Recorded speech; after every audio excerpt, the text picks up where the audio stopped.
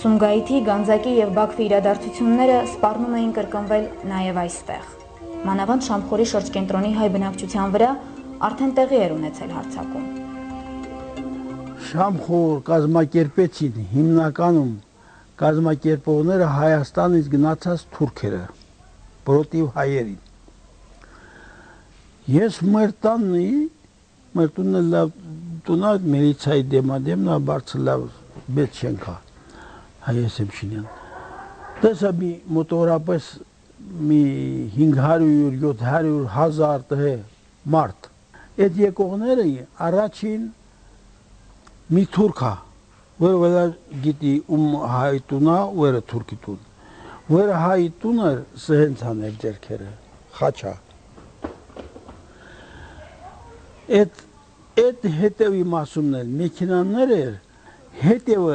են գետի քարեր կակլոր է, քարերով լիք բագաժնիկնին։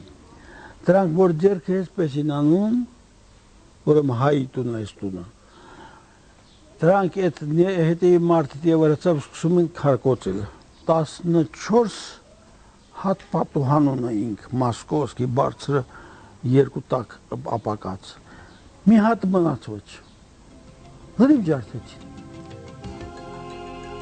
Խիզախ ու հերոսական պատմություն ունեցող բարսումցիները չէին հրաժարվում թշնամուն դիմադրելուց, սակայն քաջ գիտակցում էին, որ Հայաստանի և Ղարաբաղի հետ սահմանների բացակայության պայմաններում պայքարը անարդյունք կլիներ։ Ուստի և սկսեցին Մայր Հայաստանում հարմար բնակավայրի որոնման աշխատանքները։ Որոշեցինք տեղափոխվենք ըստ հիմնականում ինչ պահով։ Ցանկացանք մեր բարսումը պահել, ինչ որտեղ կենտրոնացնել, ծննդավայրի տպավորությունը թեկուզ ստացում է ձևական, բայց բոլոր դեպքերում ինչ որտեղ հաճելի է, էլի մեր համար, որ կա այս պահը, ինչ որտեղ հաճելի է, որ չվերածվեց, ժողովուրդը հիմնականում ցվորված էին, բոլորին տեղ ունեին գլելու, տարբեր տեղ, անգամ Մոսկվայից բռնցած, միգուցե եւ արտասահման, բայց որոշեցինք չքանդենք, չվերացնենք այդ բարսումը, տպավորությունը, այդ հիշողությունը չմնա, ոչ օդը չցնցվի։ Դրա համար որոշեցինք տեղափոխվենք այս ճամբարակի նախկին Կարմիրի շրջանը, հաշվի առնելով լեզվաբանական մեր մոտեցումները, որ բարբառային նույն իմաստը ունի, նույն ձևը ունի, եւ ինչ որտեղ տրադիցիաներով համապատասխանում ենք այս ժողովրդին, ինչ որտեղ եւ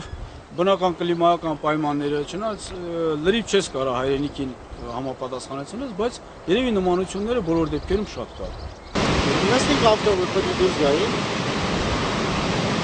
բաբան դարպասները փակեց, ես այդ մոմենտի վատը զգացի, ասի, բաբա այդ բան չունես թողել, բասես չէ։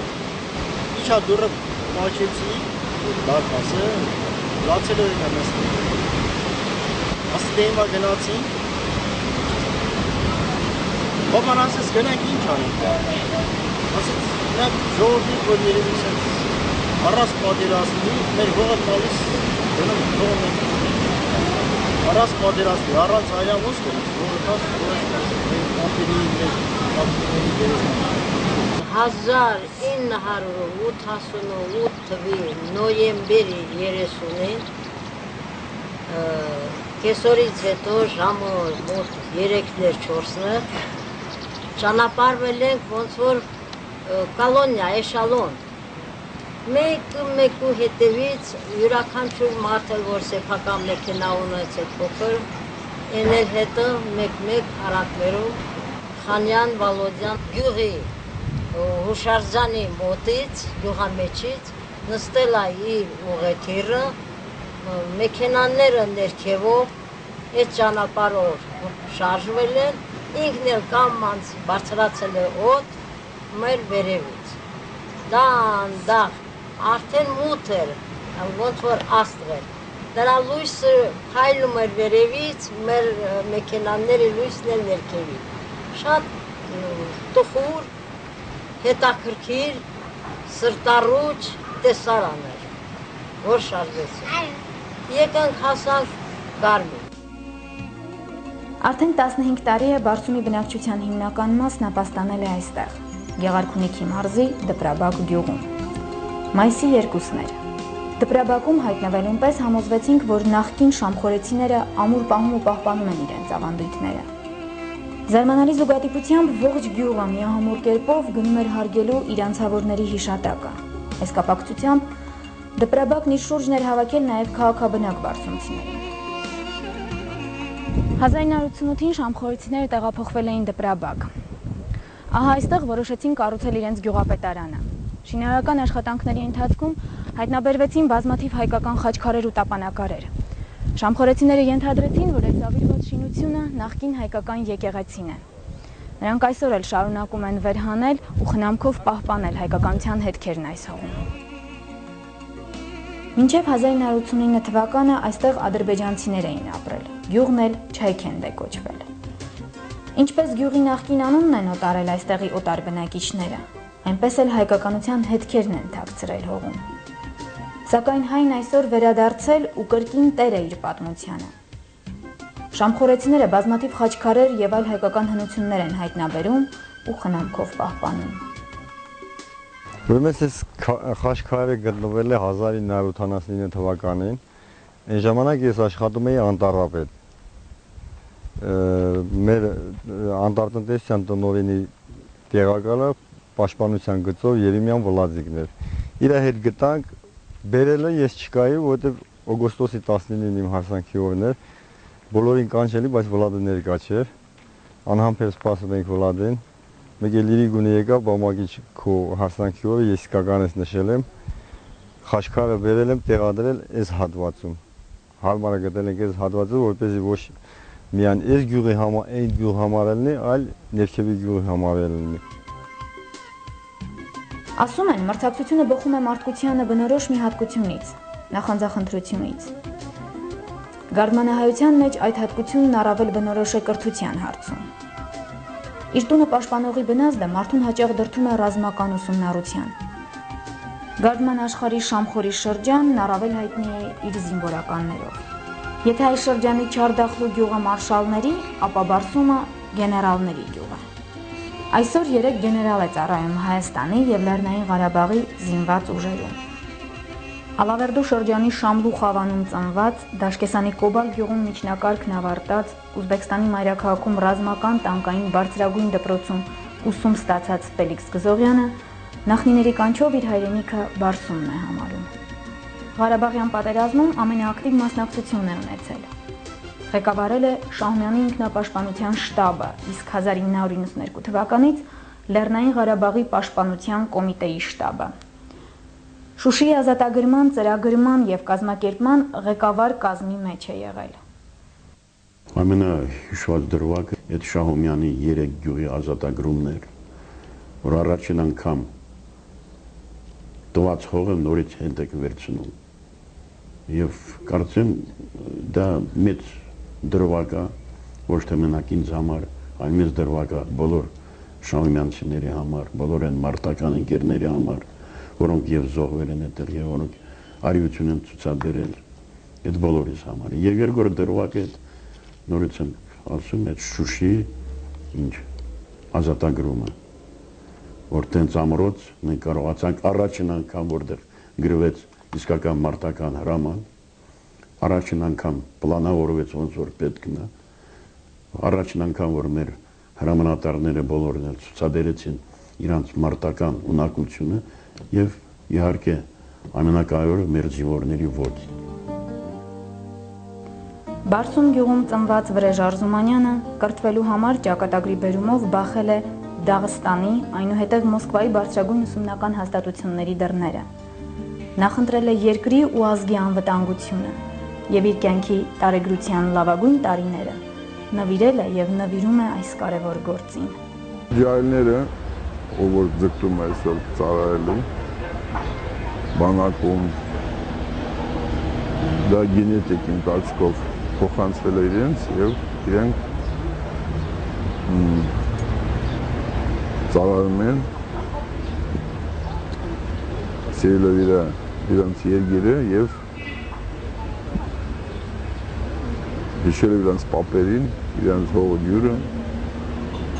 եւ ես էլ եմ հպարտ, որ այսօր ծառայում եմ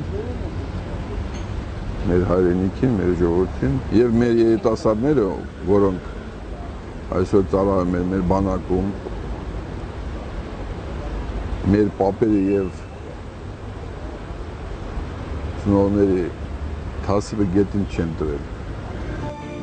Հայրենի հողում խորը պահված հայրենասիրության ծիլերը երբեք չեն չորանում։ Տարիների ընթացքում նրանք ավելի են զորանում։ Եվ մի օր, երբ հայրենի հողի մանկության ոտնահետքերի անհասանելի կանչը անլռելի է դառնում, արդեն նոր տեղում ու նոր օջախում մի պատը հայրենիաց հին ու խարխուլ տունն է զարդարում։ Տունը մեր գտնվում էր գյուղի ծայրամասում, մոտավորապես ունեինք այդ տան դեմը կար մոտ 3000 մետր հողամաս, ունեինք հսկայական ծառեր, տանձ, գիլաս, խնձոր եւ այլն, շատ հսկայական։ Տան ներքևի մասով մոտ 2000 մետրից հետո այդ այգու ներքևի մասով անցնում էր մեծ արվակ ջրի, ջուրեր հոսում, փոքրիկ գետ, այսպես ասած կարելի է ասել, որը անգամ ամառը երեխաները այդ ջրի բերանը ծածկում էին, պատրաստում փոքրիկ լողավազան եւ այդտեղ մենք անգամ լողանում էինք այդ լողավազանում, շատ մեծ հիշողություններ են ունեցել դրանք։ Իմ կարծիքով յուրաքանչյուր մարդ անկախ իր բնակավայրից որտեղ որ ապրի, դա լինի թեկուզ Մոսկվայում, Ռուսաստանի կենտրոնում, Ամերիկայում եւ այն նշանակություն չունի, նա երբեք չպետք է մոռանա հայրենի հողը, հայրենիքը։ Եվ պատահական չէ, որ ես որոշել եմ եւ իմ տանը եւ աշխատանքային սենյակում, աշխատանքային իմ կաբինետում եւս ունենալ մեր հայրենի տունը, որտեղ ես ծնվել եմ, որտեղ անցել է իմ մանկությունը։ Ելնելով դրանից ես այդ հուշերը իմ մեջ ամեն անգամ տեսնելով այդ հուշերը պահպանում եմ իմ մեջ։ Գյուղից հեռու ծնված բարսումցիների հետագա սերունդները իրենց հայրենիքը բարսումն են համարում ու նոր տեղում հայրենիքի բուրմունքը վերականգնում։ Հայրենիքից բերված ծառերը իր նորորյա օջախում նախնիների շիրիմների, պապենական խրատների ու պատգամների հիշատակն է, որը երախտապարտ երիտասարդ սերունդը փորձում է ամրացնել իր հիշողության մեջ։ Այս ծառի տեսակը կոչվում է դուրունսթյունի, Դուրյան Հարություն անունով մի անձնավորություն մեր գյուղացի, իր այգու մեջ տնկել է, աճացրել եւ ամբողջ մեր գյուղը, բոլոր գյուղացիները նրանից խնդրելով ինչ-որ մի ծիլ, ինչ-որ մի շիվ տարել են տնկել իրանց այգիների մեջ եւ բազմացրել, աճեցրել։ Ես ուզում եմ տանեմ իմ բակում տնկեմ այս ծառը, որպեսզի հիշեմ մեր այս ադաթը, ոնց որ ասած։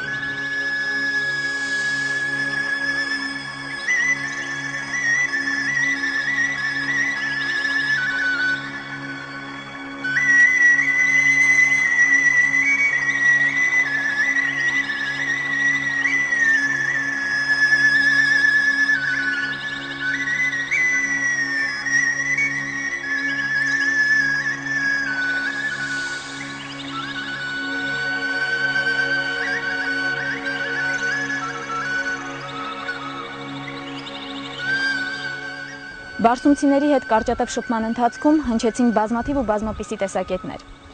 Ոմանք ասում էին, թե հպարտ են, որ ի վերջո ապրում են Հայաստանում, հայերի շրջապատում, մյուսները համեմատելով հարազատ Բարսում այս հողերի հետ նշում էին նրա առավելությունների մասին։ Սակայն կար մի բան, որ ընդհանուր էր բոլորի մոտ՝ կին թե տղամարդ, մանուկ թե ծեր։ Դա հարազատ գյուղը եւս մեկ անգամ, թեկուզ մեկ ակնթարթով տեսնելու անհագ ցանկությունն էր։